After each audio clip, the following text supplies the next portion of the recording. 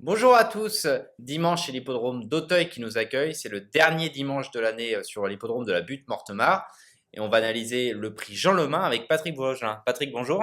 Bonjour François, bonjour à tous.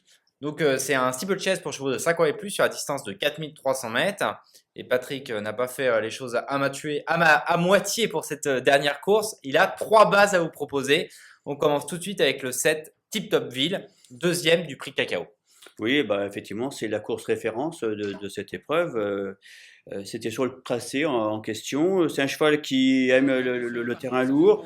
Il sait finir ses courses également. Il est vraiment en grande forme actuellement. Je pense que c'est un solide point d'appui ici. On voit d'ailleurs l'épreuve référence, donc Tip Top Ville terminé deuxième, Pierce terminé troisième ce jour-là et Bugs Banks s'imposait. Bugs Banks ne sera pas là, mais en revanche Pierce, troisième de cette course, est également une de tes bases. Oui, c'était une deuxième sortie après une rentrée correcte dans le prix Violon 2. C'est un cheval quand même qui est quand même troisième du président. Il aime le terrain lourd.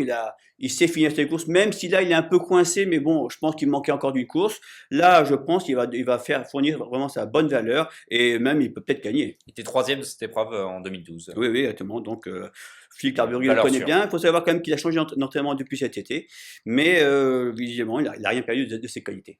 En troisième base, donc c'est le numéro 5, Virginia Désir, tombé dans cette épreuve l'an dernier. Oui, mais ça ne m'inquiète pas. C'est un cheval qui est vraiment ici en bonne forme. Il a été battu de très peu dans le Prix de France sur une distance plus courte. Il est confirmé sur les 4300 mètres. Le terrain lourd lui convient. Il a de la fraîcheur puisqu'évidemment il a couru que 3 fois cette année après une longue absence. Je crois ici qu'il est tout à fait capable de jouer les tout premiers rôles.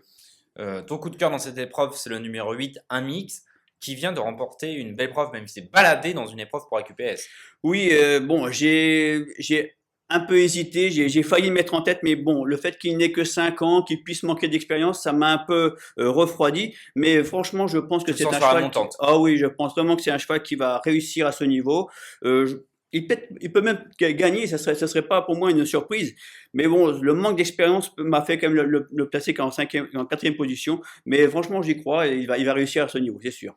Ta surprise, c'est dans le bas du tableau qu'il faut aller la chercher. C'est le numéro 16, Prince du Pin, qui reste sur une performance, on va dire en demi-teinte, 9e du prix André Adel, qui peut également servir de référence. Ouais, mais lui aussi, il a quand même connu une longue absence, 1 an d'absence. Il a couru que 2 fois cet automne.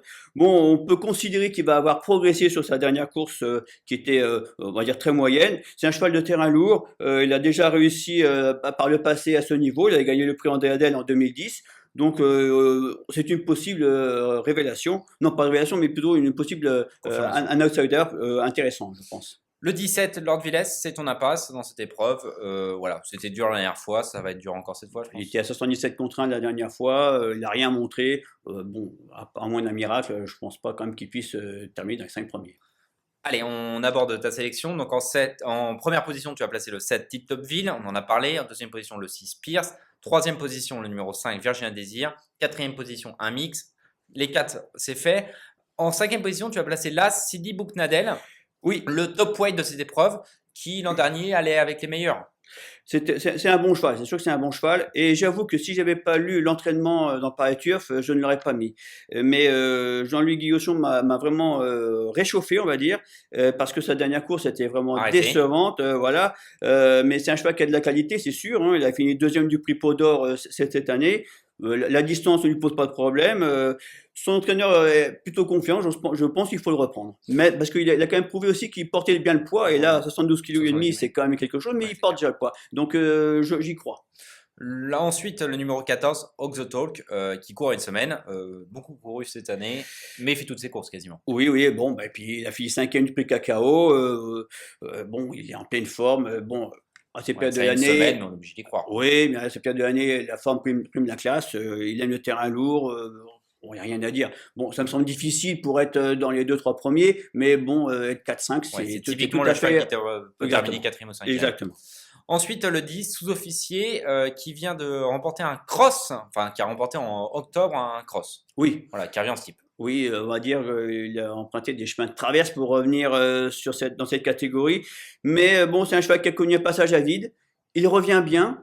Et il faut remarquer qu'il a quand même fini deuxième d'un réclamé sur ce parcours il n'y a pas longtemps, c'était le 3 octobre dernier. Et il devançait Annick de Maspie. Si on voit une chance à Annick de Maspie ici, on doit obligatoirement lui voir une chance aussi. C'est un cheval qui aime le terrain lourd, qui est toujours bien cette époque de l'année. Donc ici, bon, on peut y croire pour une pareille 3-4e place. On termine avec Prince du Pin, on en a parlé. Tes deux regrets, Hillbilly et Annick de Maspie, justement, t'en parlais. Qu'est-ce que tu peux nous dire sur ces deux chevaux? Hillbilly, il y a du pour et du contre. Ces deux dernières courses sont pas terribles, évidemment. En plus, il est tombé récemment dans le Prix de France, alors qu'il était quand même bien en course. C'est un cheval qui a suffisamment de qualité pour réussir à ce niveau-là, mais bon, sa forme, oui, il porte du poids, mais sa forme, bon, c'est un peu limite, donc bon, il peut être là dans un bon jour. Et Annick de Maspie? Et Annick de Maspie, pareil, pas grand-chose à lui reprocher. Reste sur une victoire, reste sur en steeple, on va dire. Oui, la dernière course était en S, c'était correct aussi. Si elle est à l'arrivée, il n'y a rien à dire. Voilà. Donc je répète ta sélection, Patrick. 7, 6, 5, 8, As, 14, 10 et 16. Regret 2 et 3. Patrick Vaugelin vous propose dans cette épreuve comme conseil de jeu un 5-5 en prenant ces trois bases 7, 6, 5. Voilà. On rajoute derrière ces 5 autres chevaux plus les 2 regrets car voilà, c'est une épreuve quand même assez ouverte. Oui, exactement. Merci beaucoup Patrick. Merci à tous de nous avoir suivis et on se retrouve dès lundi pour un prochain quintet. Et bon jeu.